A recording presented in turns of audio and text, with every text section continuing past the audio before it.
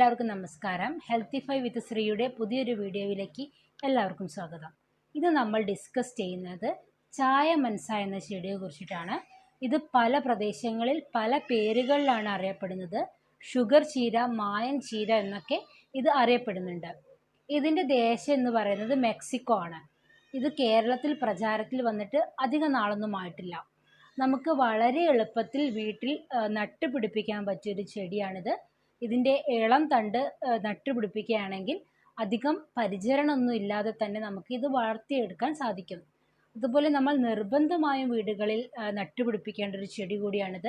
കാരണം അത്രയേറെ പോഷക മൂല്യങ്ങൾ ഇതിൽ അടങ്ങിയിട്ടുണ്ട്. ഇതിൽ വിഷാംശമുണ്ട് എന്ന് പറഞ്ഞ് പലരും ഇത് ഉപയോഗിക്കാതിരിക്കുന്നത് കാണാറുണ്ട്. ഇത് ശരിയായ രീതിയിൽ പാചകം ചെയ്ത് കഴിക്കുകയാണെങ്കിൽ ഇതിലെ വിഷാംശത്തെ നമുക്ക് മുഴുവനായിട്ട് ഇല്ലാതാക്കാൻ സാധിക്കും. ഇലക്കറികൾ കഴിക്കുന്നതിൻ്റെ ഗുണം നമുക്ക് എല്ലാവർക്കും അറിയുന്നതാണ്. നമ്മുടെ ശരീരത്തിൻ്റെ ഓരോ അവയവങ്ങൾക്കും വളരെ മികച്ചതാണ് ഇലക്കറികൾ.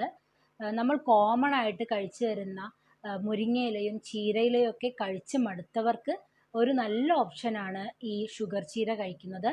വളരെ രുചികരവും അതിലേറെ പോഷക സമൃദ്ധവുമായ ഒരു ഇല തന്നെയാണിത്. കാൽഷ്യം, അയൺ, മഗ്നീഷ്യം തുടങ്ങി ഒത്തിരിയേറെ പോഷക ഗുണങ്ങൾ ഇതിൽ അടങ്ങിയിട്ടുണ്ട്. അതുകൊണ്ട് തന്നെ നമ്മുടെ പല്ലിൻ്റെയും എല്ലിൻ്റെയും ഒക്കെ ആരോഗ്യത്തിന് വേണ്ടിയിട്ട് നമുക്ക് ഇത് ഉപയോഗിക്കാൻ സാധിക്കും. അതുപോലെ രക്തയോട്ടം വർദ്ധിപ്പിക്കാൻ ഇതിനൊരു പ്രത്യേക കഴിവുണ്ട്. അതുകൊണ്ട് തന്നെ varicose vein, high blood pressure, heart disease ഒക്കെ കുറയ്ക്കാൻ വേണ്ടിയിട്ട് ഈ ഇല സഹായിക്കുന്നതാണ്. അതുപോലെ ഗർഭിണികൾക്ക് ഇത് നല്ലൊരു ഭക്ഷ്യവസ്തുവാണ്. ഗർഭിണികൾക്ക് നന്നായിട്ട് അയണും കാൽഷ്യവും ഒക്കെ ലഭിക്കാനും അതിൻ്റെയൊക്കെ അബ്സോർപ്ഷൻ ഈസി ആക്കാനും ഒക്കെ ഇത് കഴിക്കുന്നതിലൂടെ സഹായിക്കും. അതുപോലെ വയറിൻ്റെ പ്രശ്നങ്ങൾക്ക്, ദഹന പ്രശ്നങ്ങൾക്കും നന്നായിട്ട് ശോധന ലഭിക്കാനൊക്കെ ഈ ഇല ഉപയോഗിക്കുന്നത് നല്ലതാണ്. അതുപോലെ കുട്ടികളിലുള്ള വളർച്ചക്കുറവിനും കുട്ടികളുടെ എല്ലിൻ്റെയും പല്ലിൻ്റെയും ഒക്കെ ആരോഗ്യത്തിനും ഇത് നല്ലതാണ്. നമുക്ക് കുട്ടികൾക്ക് നൂഡിൽസിൻ്റെ കൂടെയൊക്കെ ഇത് ഉപയോഗിക്കാവുന്നതാണ്. അതുപോലെ ഷുഗർ രോഗികൾക്ക് വളരെ മികച്ച ഒരു ഭക്ഷ്യവസ്തു തന്നെയാണിത്. ഷുഗർ ചീര എന്നും ഇത് അറിയപ്പെടുന്നുണ്ട്. പ്രമേഹം നന്നായിട്ട് നിയന്ത്രിച്ച് നിർത്താൻ വേണ്ടിയിട്ട് ഇത് സഹായിക്കും. ഇത് തോരൻ വെച്ചിട്ടോ കറി വെച്ചിട്ടോ ഒക്കെ കഴിക്കാവുന്നതാണ്. അല്ലാതെ നമുക്ക് ഒരു 3-4 ഇല എടുത്ത് നന്നായി ചെറുതായിട്ട് അരിഞ്ഞ് 1 ലിറ്റർ വെള്ളത്തിൽ ഒരു 20 മിനിറ്റെങ്കിലും തിളപ്പിച്ചതിന് ശേഷം അത് ഊറ്റിയെടുത്ത് അതിൽ ചെറുനാരങ്ങ നീരോ തേനോ ചേർത്തിട്ട് പ്രമേഹ രോഗികൾക്ക് കഴിക്കാവുന്നതാണ്.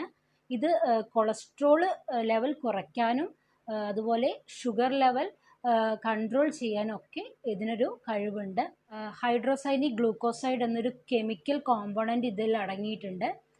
അതാണ് പലരും ഇത് വിഷാംശമാണെന്ന് പറഞ്ഞിട്ട് ഒഴിവാക്കുന്നത്.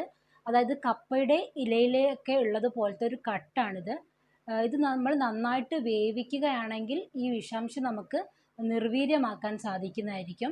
ഇത് പാചകം ചെയ്യുന്നതിന് മുന്നേ നമ്മൾ കുറച്ച് കാര്യങ്ങൾ ശ്രദ്ധിക്കേണ്ടതുണ്ട്. ഇത് ഒരു ഉപ്പ് വെള്ളത്തിൽ കുറച്ച് നേരം ഈ ഇല ഇട്ട് വെക്കാനായിട്ട് ശ്രദ്ധിക്കണം.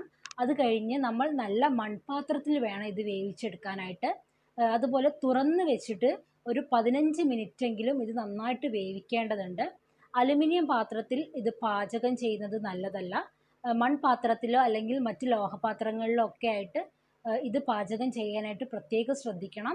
അങ്ങനെ തുറന്ന് വെച്ചൊരു 15 മിനിറ്റൊക്കെ വേവിക്കുകയാണെങ്കിൽ ഇതിലെ വിഷാംശമൊക്കെ നന്നായിട്ട് നിർവീര്യമാകുകയും അതിൻ്റെ ഗുണങ്ങൾ മൊത്തമായിട്ട് നമുക്ക് ലഭിക്കുകയും ചെയ്യുന്നതായിരിക്കും. ഇത് നമുക്ക് തോരൻ വെച്ച് കഴിക്കാം. അതുപോലെ പരിപ്പിൻ്റെ കൂടെയൊക്കെ കറി വെച്ച് കഴിക്കാവുന്നതാണ്.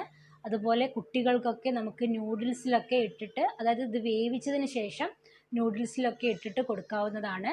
അതുപോലെ നമ്മൾ മുരിങ്ങയിലയും മുട്ടയും ഒക്കെ പാചകം ചെയ്യുന്നത് പോലെ മുരിങ്ങയിലയ്ക്ക് പകരം നമുക്ക് ഈ ഇല ഇട്ട് പാചകം ചെയ്യാവുന്നതാണ്.